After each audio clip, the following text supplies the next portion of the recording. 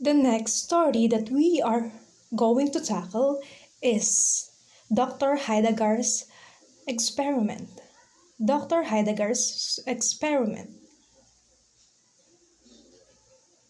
Dr. Heidegger, an elderly medical doctor who is the subject of many fantastical rumors, invites four friends into his study to conduct an experiment on them. The friends are Mr. Medbourne, Colonel Killigrew, Mr. Gascoigne, and Widow Wycherley are all elderly people whose reputations have been tarnished in one way or another.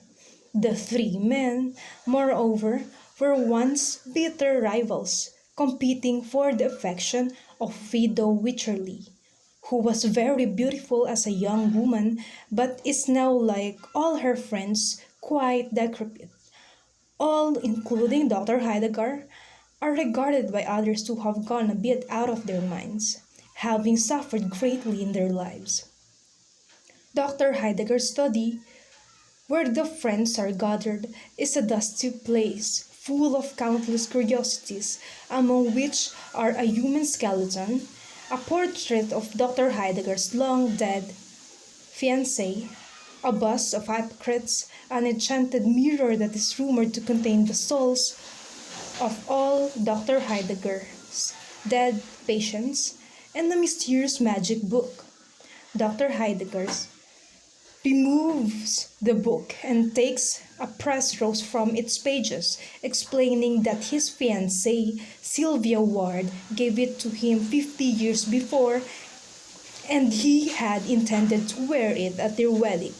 But Sylvia had died on the eve of their wedding. Dr. Heidegger places the rose in a vase at the center of the table, around which they are gathered, and slowly comes back to life, until it looks as though it has just bloomed.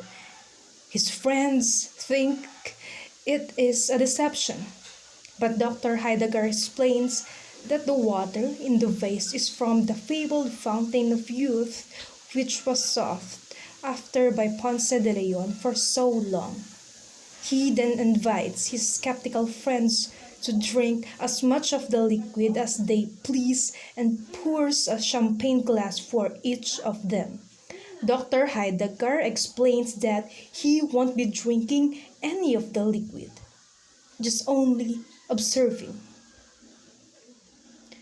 Before the four friends drink their glasses, Dr. Heidegger advises them that perhaps they should draw up a few general rules for themselves, since they are about to journey for a second time through the perils of youth, and perhaps they could benefit from the wisdom of old age.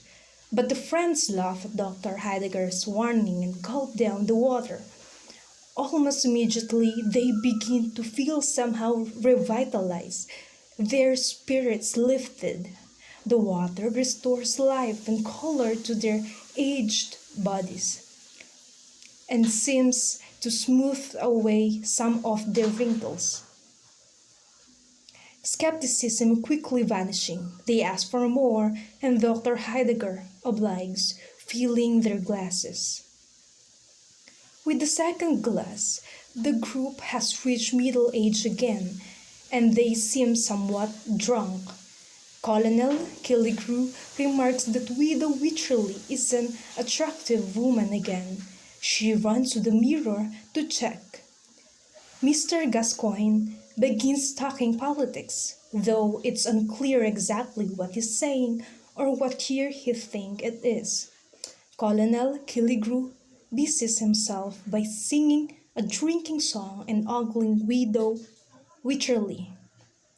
Mr. Medbourne sets about hatching a half-baked, far-fetched business scheme. Intoxicated by the water's effect, the group asks for another glass to be poured. Now they are in the prime of their youth, and they mock Dr. Heidegger's sickly and decrepit appearance as well as their own old-fashioned clothes, as if they have forgotten that They themselves were, moments prior, also old and infirm. The widow invites Dr. Heidegger to dance with her, but he explains that he is too old. The other three men argue over who will be her dance partner, each of them placing a hand on her and struggling amongst themselves. The narrator remarks that it is said that the mirror on the wall reflected three sickly old men fighting over the body of a withered woman, rather than the four of them in their youthful prime. In their fighting, they knock over the table, spilling the vase full of water. The water touches a butterfly on the verge of death, which springs back to life and lands on the white-haired head of Dr. Heidegger. Dr. Heidegger calls for an end to the chaotic fighting, and it is as if Father Time himself were calling them back from their sunny youth. The four friends retake their places around the table. Dr. Heidegger exclaims that his rose was wilted again, but reflects that he loves it just as much as when it was freshly bloomed. In the next instant, the four friends notice that they too seem to be aging again with every moment that passes. Soon, they are back to normal, and the widow remarks that if she can't be beautiful, she'd rather be dead. Dr. Heidegger remarks that watching his friend's behavior has confirmed for him that he would never drink from the fountain of youth, even if it gushed at doorstep and its effects lasted for years. His friends, however, feel otherwise. They decided to travel to Florida, where the fountain of youth is, and drink from it morning, day, and night. Heidegger's Experiment is a short story by American author Nathaniel Hawthorne. The story is about a doctor who claims to have been sent water from the fountain of youth. Originally published anonymously in 1837, it was later published in Hawthorne's collection, Twice Told Tales, also in 1837. The original title of the story is The Fountain of Youth. The genre is fiction.